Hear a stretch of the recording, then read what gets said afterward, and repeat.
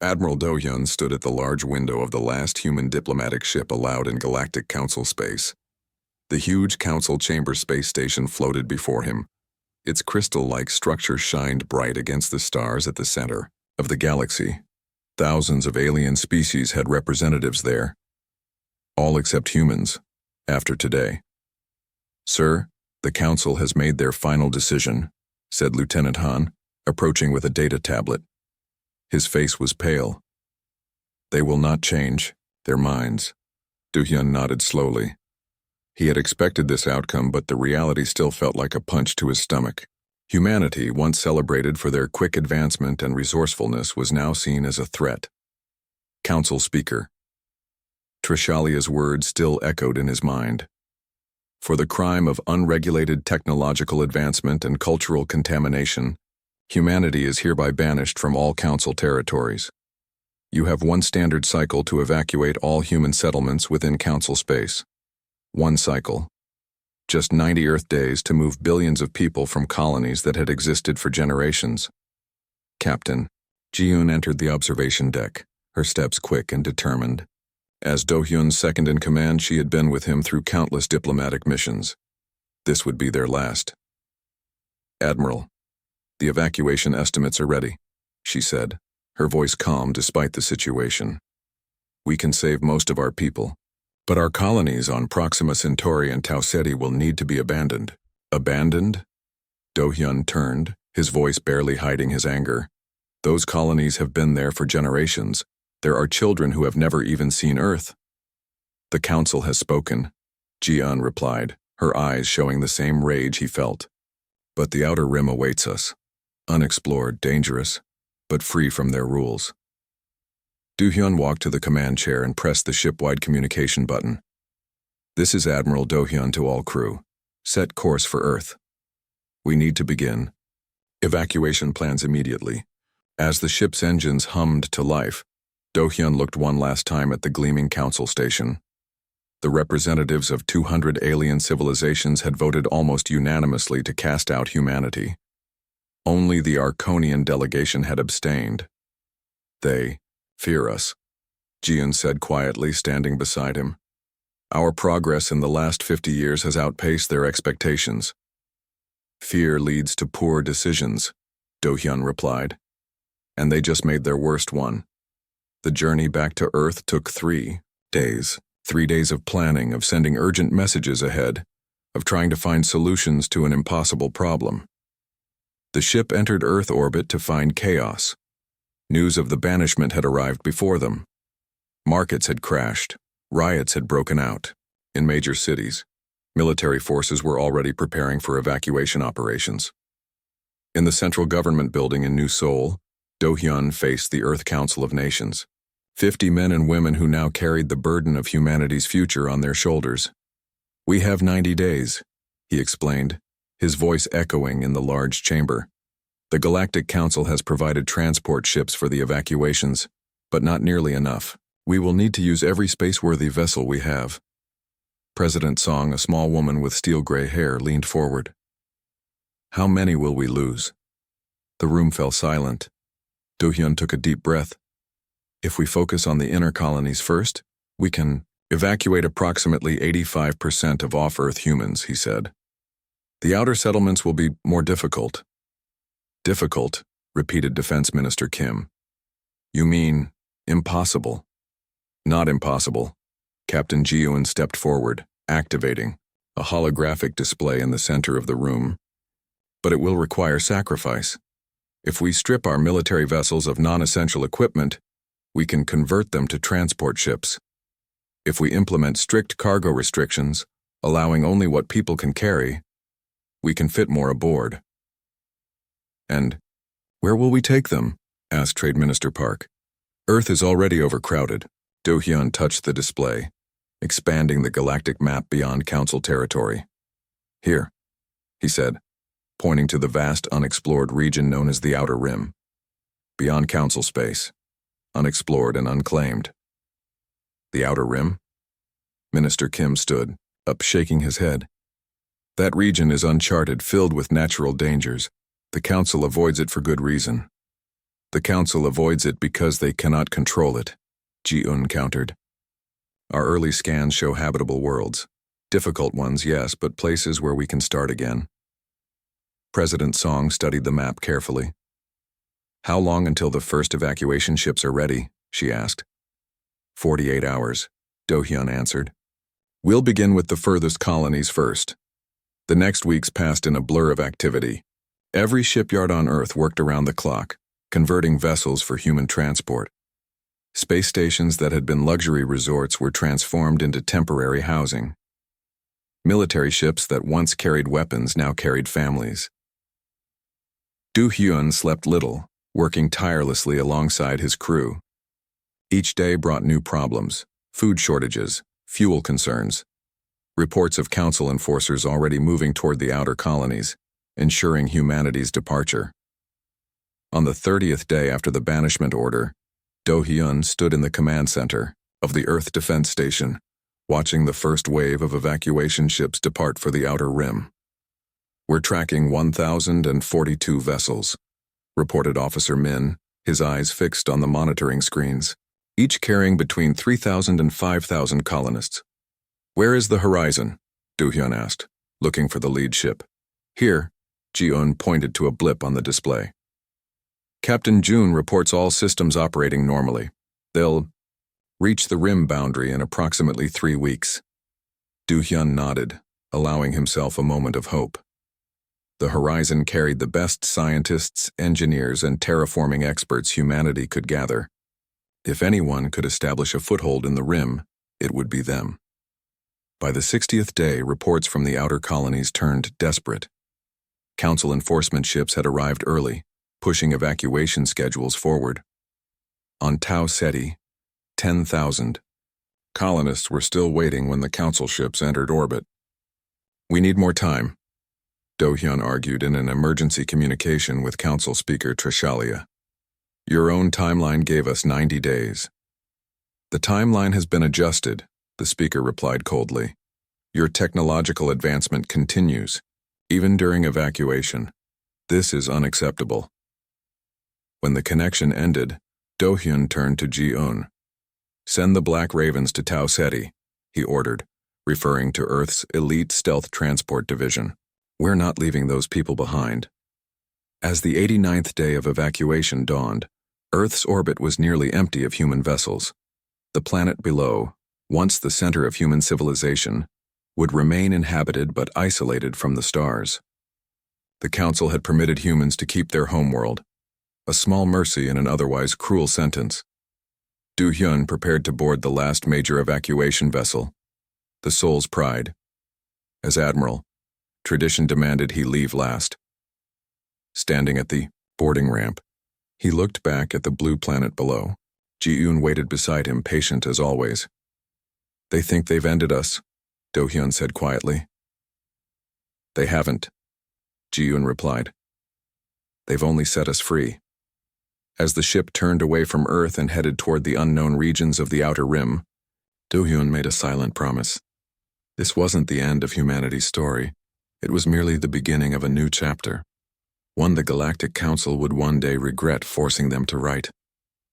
5 years had passed since humanity's banishment from Council space. Commander Tae-wan stood on the bridge of the exploration vessel Pathfinder, watching as his ship approached the electromagnetic barrier that separated the known galaxy from the lawless region called the Outer Rim.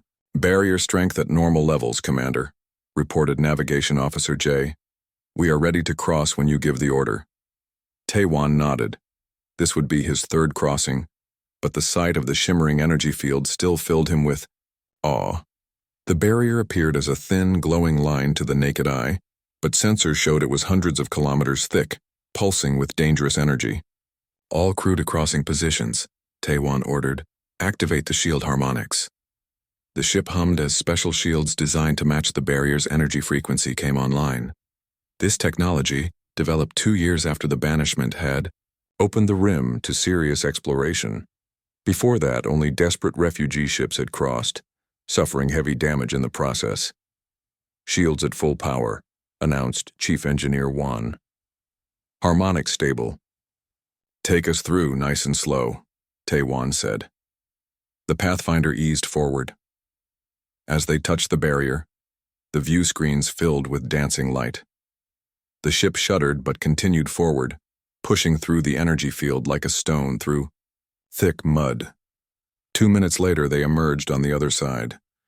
The stars looked different here, wilder somehow, with strange color patterns unknown in council space. Crossing complete, Jay said with relief. All systems functioning normally. Begin scans of the system, Taewan ordered. Let's see what we found this time. According to the old star charts taken from council databases before the banishment, they were now in a system called Helios 459. The council had marked it as surveyed but unsuitable for development. Humanity had learned that such designations often meant the opposite. Worlds rich in resources but difficult to control. Science Officer Hee Jin bent over her scanner station, her eyes widening.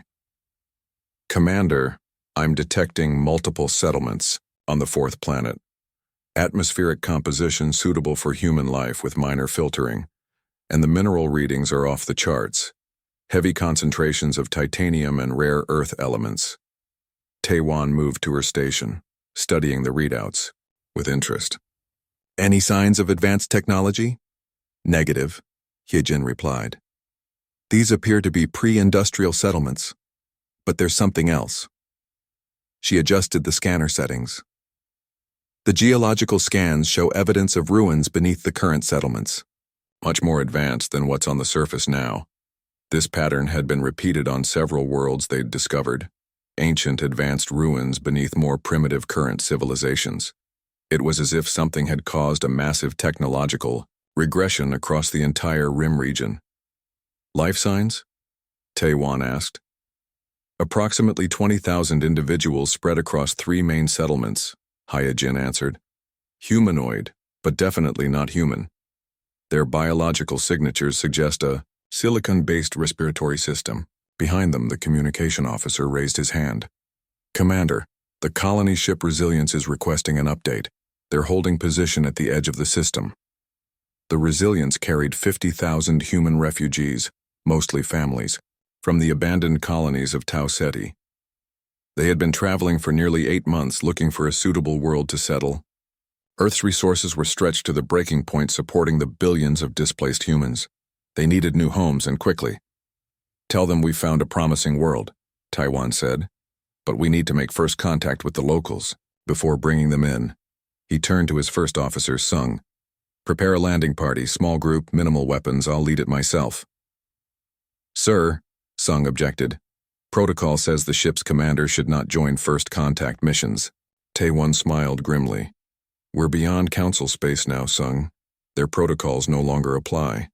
Besides, these people deserve to meet someone who can make decisions on behalf of humanity.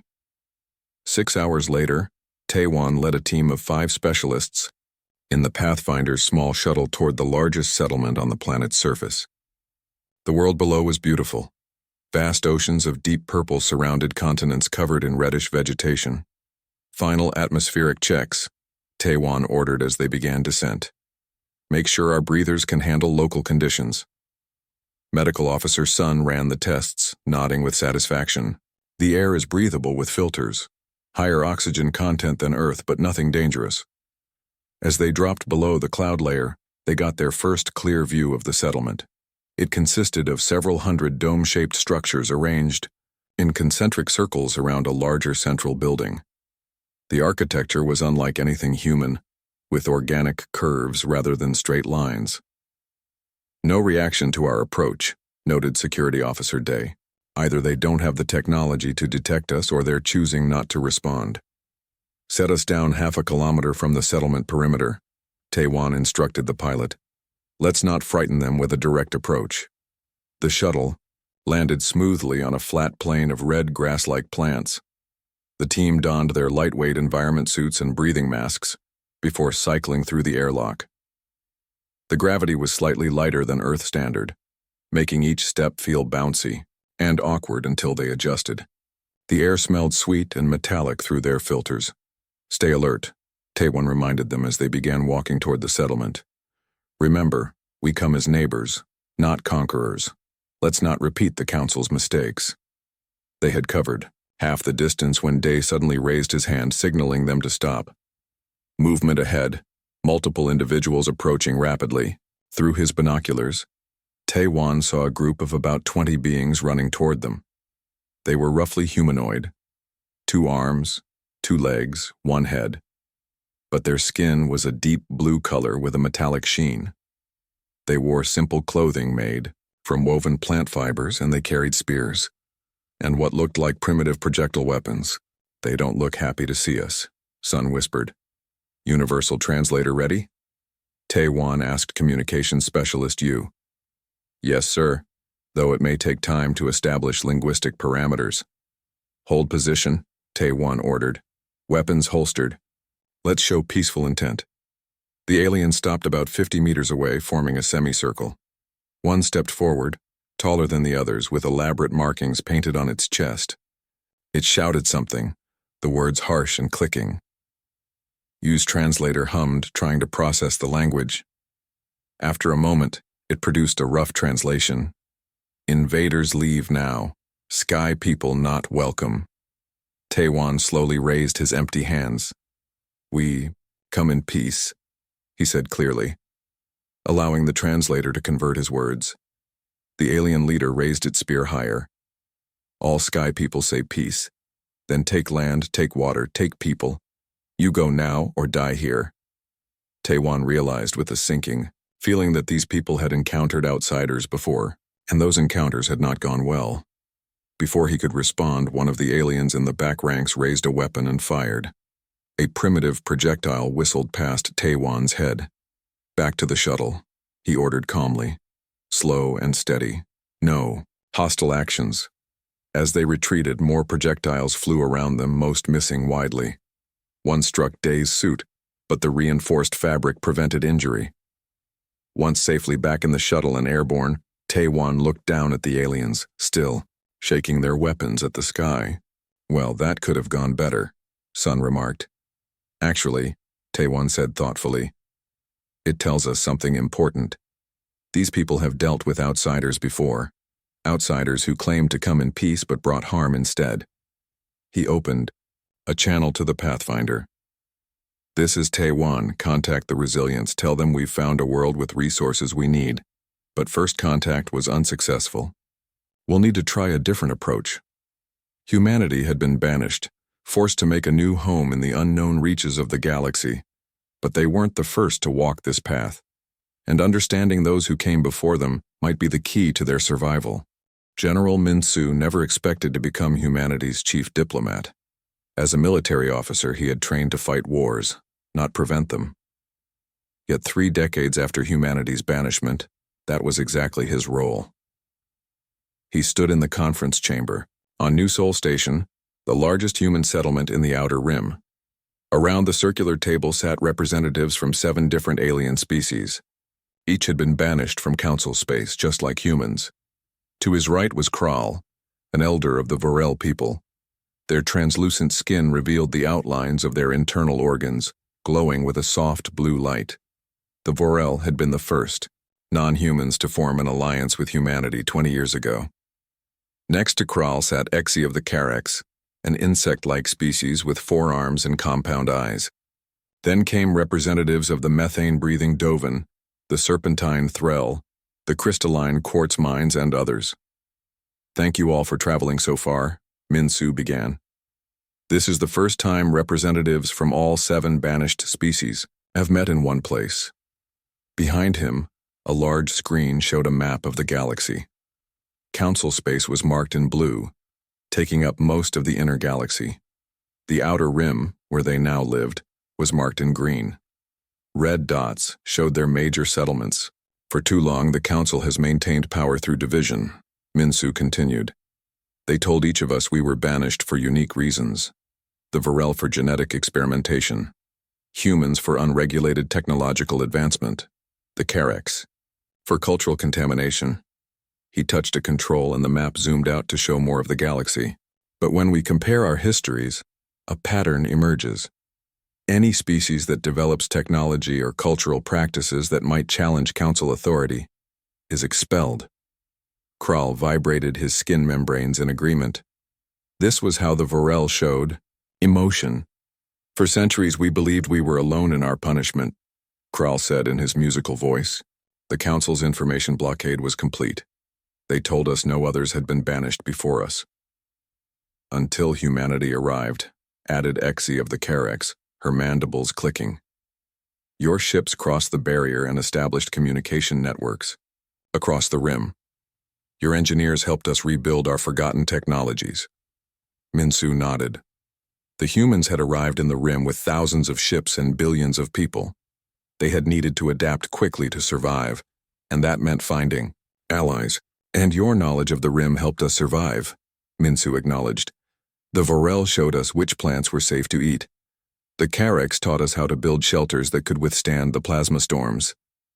He paused, looking at each representative in turn. But now we face a new threat. Council scout ships have been detected at the barrier. They've noticed our alliance. The chamber erupted in worried sounds. The Threll representative hissed loudly. The Quartz Mind representative produced a high-pitched ringing. Why would they care about us now? Asked the Dovan representative through his translation device. They threw us away like garbage. Secretary Jin Ho, humanity's chief historian, stepped forward.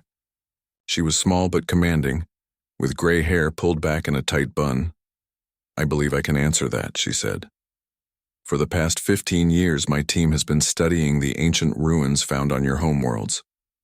She activated a holographic display in the center of the table.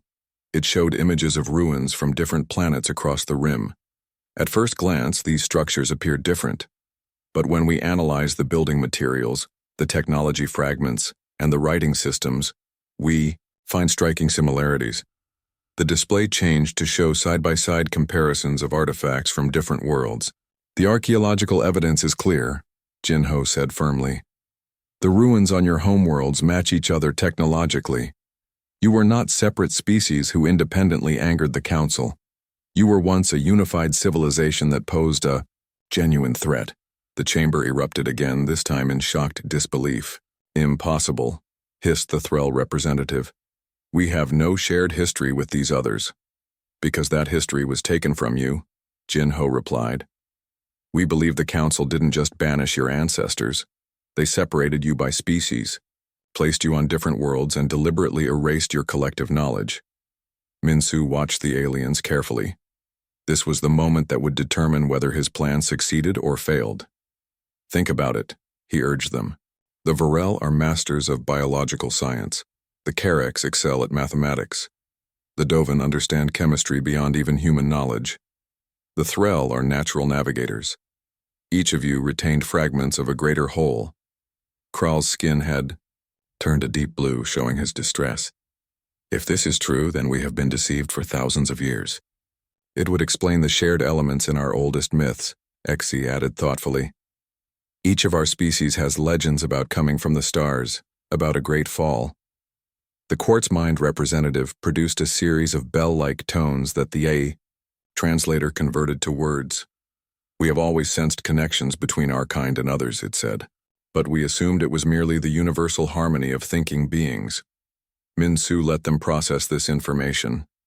It had taken humans years to piece together this theory, studying ruins and collecting stories from their new allies. The evidence was not complete, but it was compelling.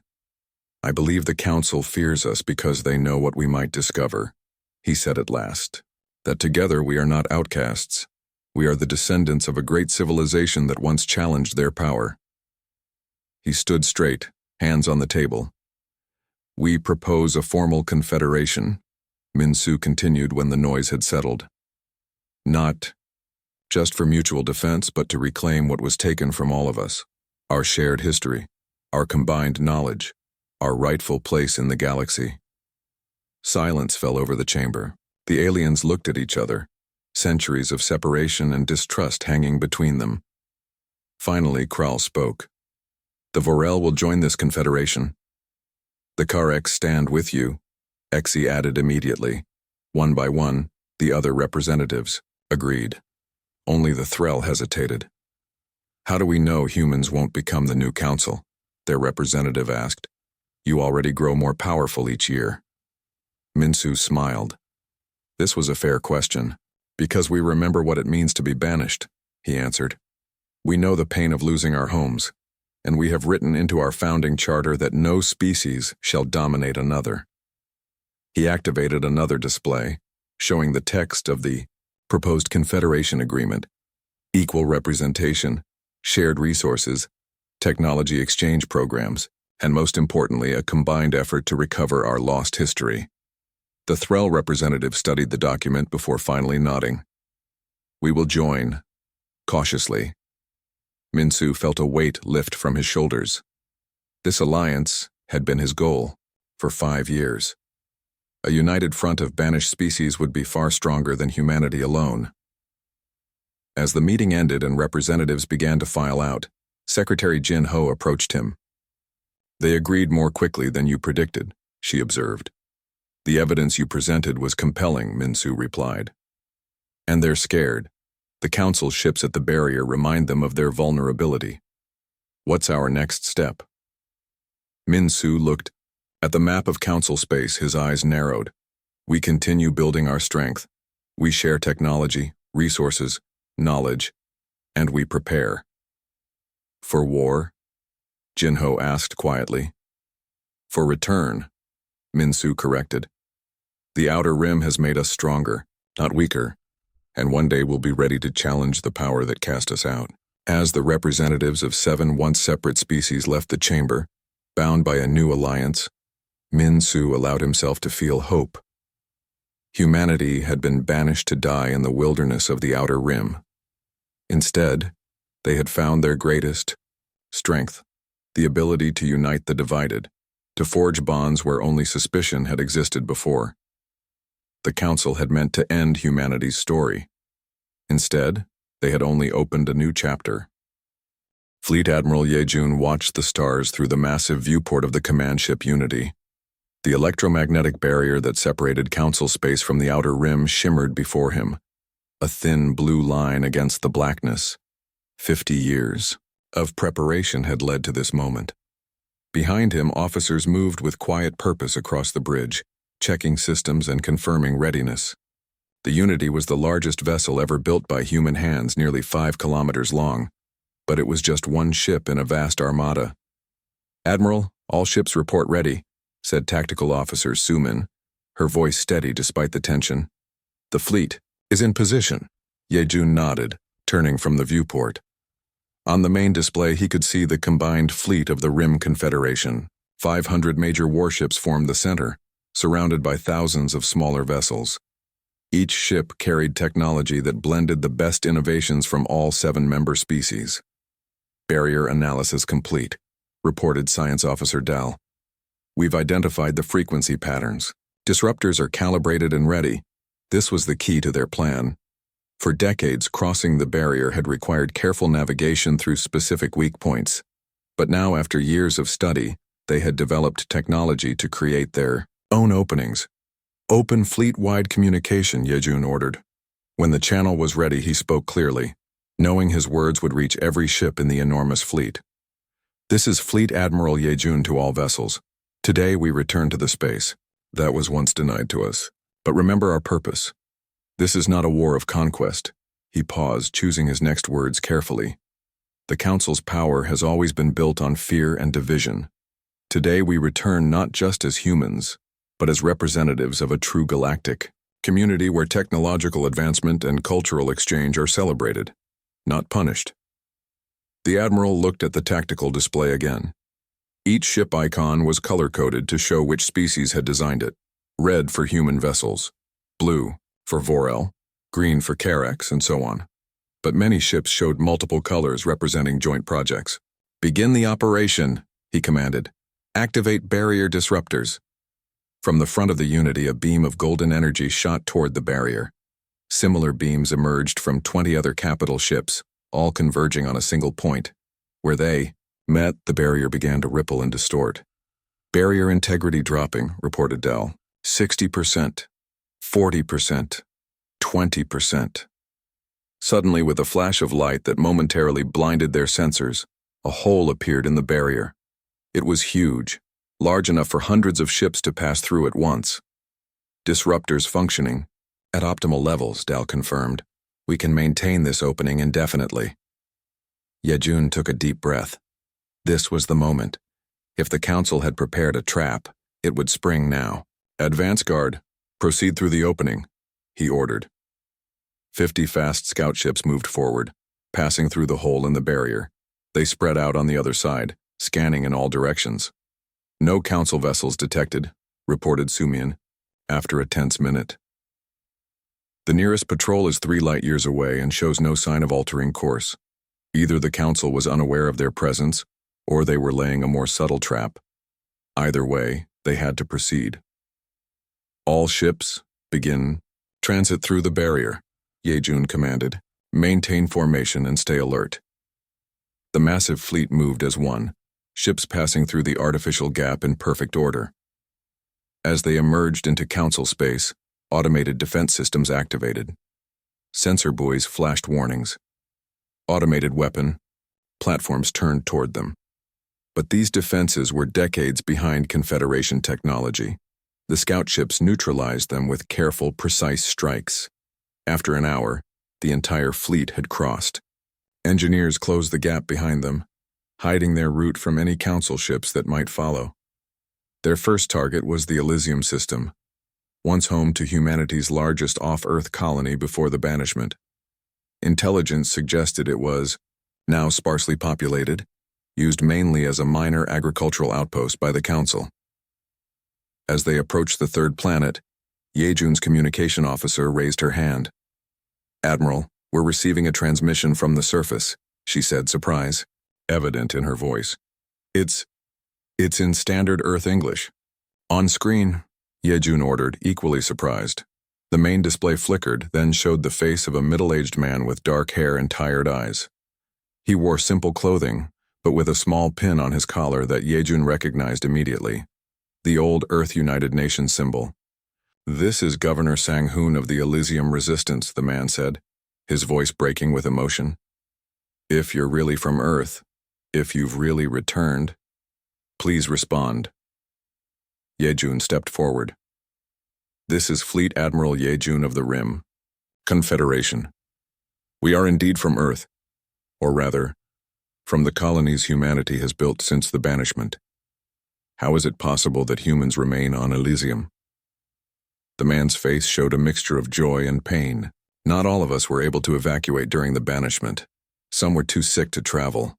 Others refused to leave their homes. The Council told us we could stay if we lived under their rule."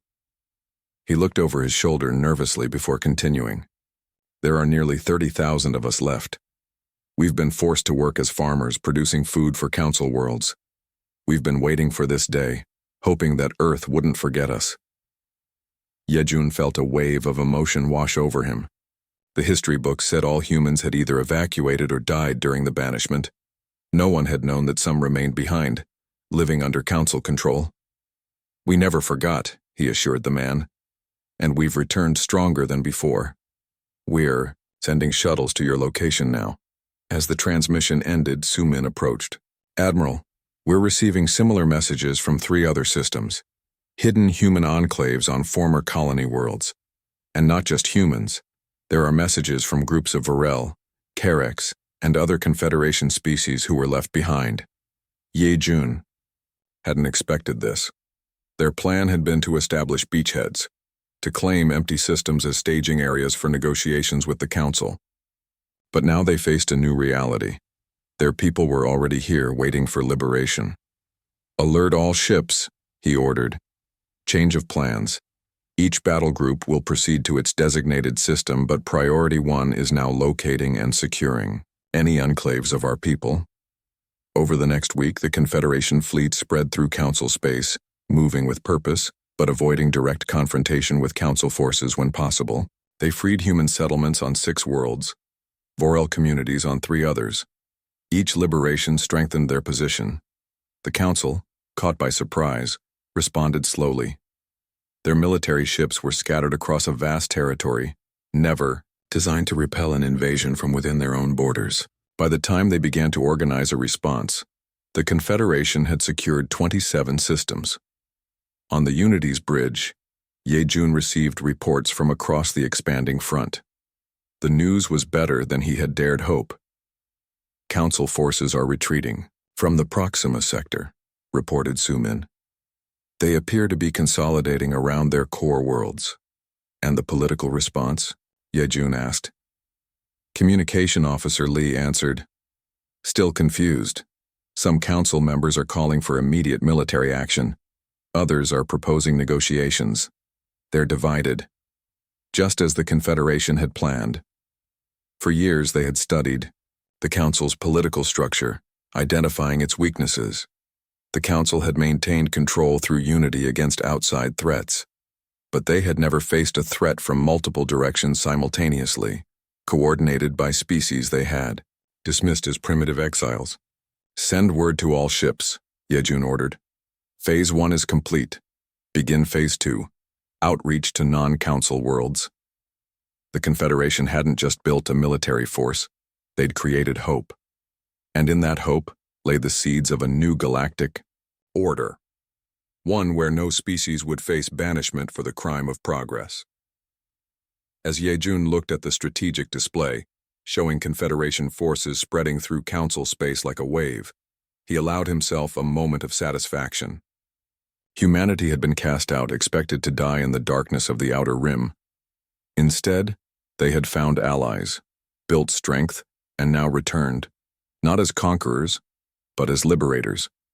The Council's greatest mistake had been thinking they could break the human spirit. Instead, they had only forced it to grow stronger. Supreme Chancellor Yunji stood at the center of the newly constructed council chamber. It was a perfect circle, with no raised platforms or special seats. All representatives sat at the same level, in a design that spoke of equality rather than hierarchy. The chamber was housed in a station orbiting Earth, a symbolic location for this historic day. 10 years had passed since the Confederation fleet had returned to Council space. 10 years of conflict, negotiation, and finally, transformation. The old Council leadership had collapsed when their subjugated worlds realized that the dangerous races they had been taught to fear were offering freedom instead of domination.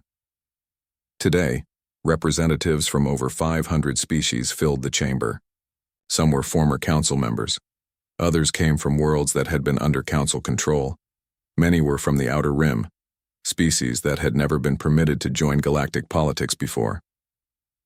Yunji took a deep breath.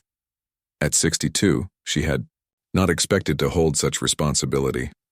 She had been a colony administrator on New Sol, not a politician, but her reputation for fairness had led to her selection as the first Supreme Chancellor of the new galactic government. Representatives of the galaxy, she began, her voice carrying clearly through the chamber. Today marks the final ratification of the Galactic Charter of Rights. She gestured to the large display floating above the center of the chamber. On it, the text of the charter scrolled slowly, translated into hundreds of languages. This document represents our shared vision for the future, a future where no civilization will ever again face banishment for the crime of progress, where knowledge will flow freely between worlds, where cultural exchange will be celebrated, not feared. From her position at the diplomatic core table, Ambassador Mireille watched with pride. Her grandparents had been among those who fled council space on overcrowded evacuation ships. They had told her stories of those dark days, of leaving everything behind. Now their granddaughter had helped reshape galactic civilization. Mireille looked around the chamber. The Voral delegates sat near her, their translucent skin glowing with blue and green emotions. Beyond them were the Carex, their compound eyes, reflecting the light. Representatives from hundreds of worlds, once divided by council policy, now working together. Yunji continued her address, her voice growing stronger. The path to this day was not easy. We faced resistance, misunderstanding, and conflict. But we persevered because we shared a vision of a galaxy united not by force but by choice. She touched a control, and the display changed to show images of the first contact between the returned Confederation fleet and the worlds of Council space. There had been battles, yes. The Council military had fought to maintain control, But many worlds had welcomed the Confederation as liberators. When we first returned from exile, some feared we came for revenge, Yunji acknowledged. The old council warned that we would be worse rulers than they had been. But we remembered what it meant to be cast out, to be deemed unworthy of a place. In galactic society, we chose a different path. Mireille recalled those tense early days. She had been part of the diplomatic team sent to explain the Confederation's goals to frightened populations. Many had never seen humans or the other banished species. They had been taught that such races were dangerous, unstable, prone to violence. It had taken time to earn trust. But the Confederation had been patient. They had brought medical aid to neglected worlds. They had shared technology without demanding payment. They had asked for cooperation, not submission. Yunji turned to a new topic, her expression becoming more serious. There is one more truth that must be acknowledged today. The ancient civilization whose ruins we discovered throughout the Rim wasn't destroyed by some natural disaster as the old council claimed. She activated a new image on the display, showing archaeological sites from across the galaxy. They were systematically dismantled because they proposed this very same open exchange of ideas. Their descendants were scattered across the Rim, their histories erased, all to maintain the power of a few. The chamber was silent as Yunji activated another display showing the reconstructed DNA sequences that proved the connection between many Rim species. For 10,000 years, the Council maintained its authority by dividing us, by teaching us to fear difference, to suspect innovation, to value stability above all else. Ambassador Kral of the Varel rose from his seat, his skin pulsing with deep blue determination. Chancellor, if I may address the Assembly? Yunji nodded and Kral's musical voice filled the chamber. My people were among the first to be banished so long ago that we had forgotten our true origins. We believed ourselves unique, alone in our exile. When humans found us in the Rim, we were suspicious. But they offered friendship without demands. He gestured to the human delegation. They showed us the evidence of our shared past, helped us recover technologies we had lost, and invited us to join them as equals. Is this the behavior of the dangerous species we had been warned about? Murmurs of agreement spread through the chamber. Other representatives stood to share similar stories. The Carrack spoke of how human engineers had helped rebuild their failing life support systems. The Threll described human navigators helping them rediscover ancient trade routes. When the chamber quieted again, Yunji spoke with renewed purpose. Today we not only ratify a charter, we reclaim our shared heritage. We acknowledge that our differences are our strength, not our weakness. And we promise that never again will any species face expulsion for daring to grow, to change, to innovate. She pressed a crystal key on the podium before her. The vote is now open. Representatives, please register your decision on the final ratification of the Galactic Charter of Rights. The display above showed a rapidly growing tally as votes were cast. Green for approval, red for rejection. The green bar expanded quickly, far outpacing the red. When the last vote was registered, the result was clear. Overwhelming approval. The chamber erupted in applause, cheers, and the various sounds of celebration from hundreds of different species. Mireille felt tears in her eyes. Her grandparents had not lived to see this day, but she wished they could have. They had lost their home, but their descendants had gained a galaxy. As the celebration continued around her, Yunji made one final statement, her voice cutting through the noise. Humanity's banishment was the best thing that ever happened to us, she said, surprising many. It forced us to look beyond the boundaries imposed by others. It showed us that the frontier isn't a place of exile, but a place of possibility. We didn't just conquer the Outer Rim, we learned from it, and in doing so we found our true place in the galaxy. The applause grew louder. Species that had once been enemies embraced as allies. Representatives from worlds that had never communicated before exchanged greetings. In her seat, Mireille thought of Admiral Do-hyun's words, recorded in the final transmission before leaving Council space decades ago. They think they're punishing us, but they're setting us free. Humanity had been banished, cast out from what was familiar and comfortable. In that banishment, they had found their greatest strength, the ability to unite, adapt, and forge a better future, not just for themselves, but for the entire galaxy. The newly ratified charter glowed on screens throughout the chamber. Mireille knew that the story of humanity's exile had become something greater. The story of how a galaxy divided found its way back to unity.